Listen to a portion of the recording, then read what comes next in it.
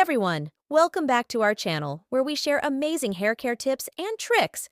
Today, we've got essential hacks to keep your hair healthy and beautiful.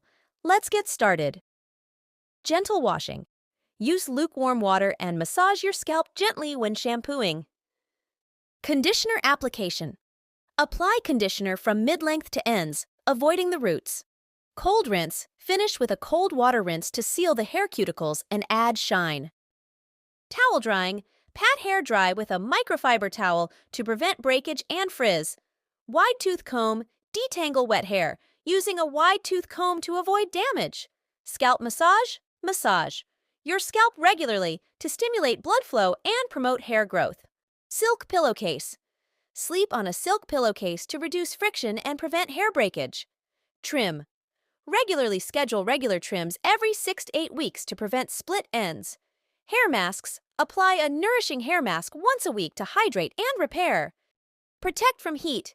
Always use heat protectant spray before styling with heat tools. Avoid overwashing.